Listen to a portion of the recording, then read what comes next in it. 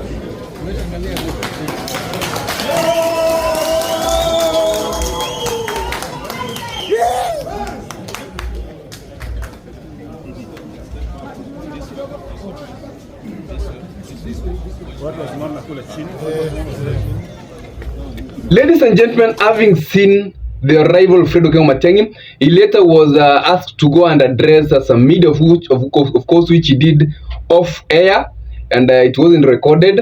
And he said that he's going to conduct a formal address with the rest of the journalists later within the days. Now, ladies and gentlemen, for those people who have been doubting that Fred Okengo Matiangi will be running for the 2027 presidency, I think it's now time that you come to agree that Matiangi is or has already prepared to run for the 2027 presidency, because you can see that a few days ago, Jubilee Party and some of his close allies had said that he was coming back to prepare for the campaigns or for the 2027 general election, and indeed Fred Okengo Matiangi is back, and he is expected even to conduct a major rally in the Gusii Stadium come 9th of next month.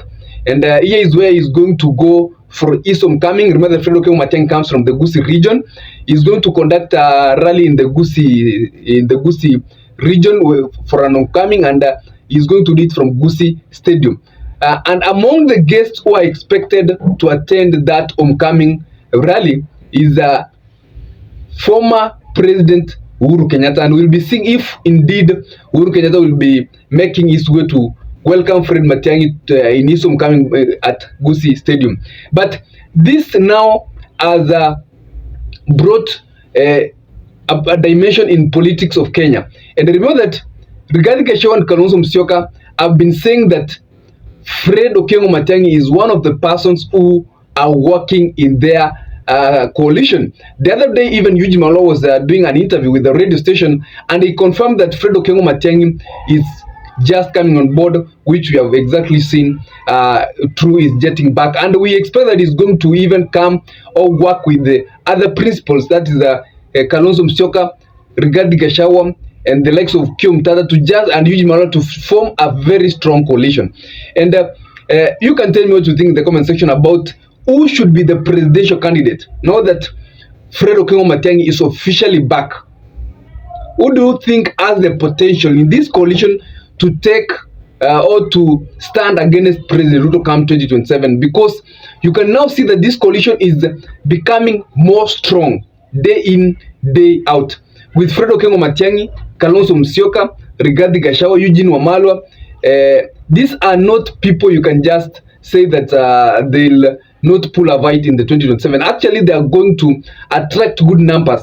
The only challenge, this is the disclaimer with this coalition, the only challenge is with these coalition principles have a power sharing formula which they will all agree, especially in sharing positions.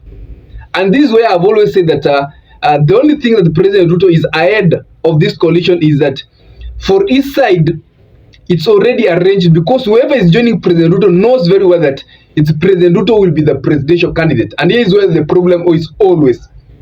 Even if Raila will support Ruto, knowing that in any case they are going to form a coalition, it's President Ruto who is going to be the presidential candidate, because President Ruto must run for his re-election. But for the side of Kalonzo, Matiangi, Rigathi, Natembeya, Eugene Wamalwa, and all those principles, who is going to be the presidential candidate? Should they make a slight mistake of not agreeing on the suitable presidential candidate, then they might divide that coalition. You can see you can find a division in that coalition, and that's what the other side is waiting to see, especially on the power sharing formula. Who will be the presidential candidate? Who will be the running mate? Because here we can see that Fred Matiangi is come to run for presidency. Kalonzo Musyoka is one also who you cannot question. He will be running for presidency. You never know. So after launching his party, Rigathi Gachagua might also declare that he is going to bid to run for the presidency through his new party.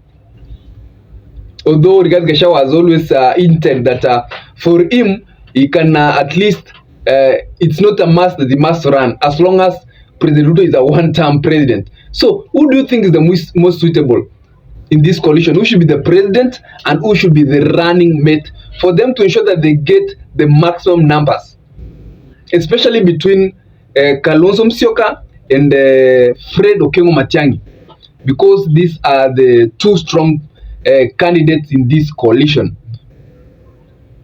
Who should deputize the other?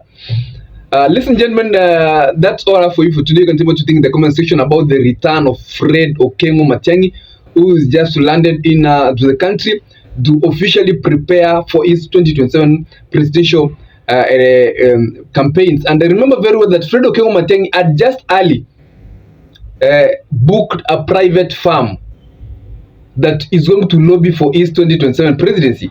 And it's easy when people started to see that he is serious to go and seek for support in the president of 2027. We'll be seeing now what he'll be communicating. A lot of people are waiting to hear from him, what he'll be saying. And another thing, we will be waiting to see how the government will respond.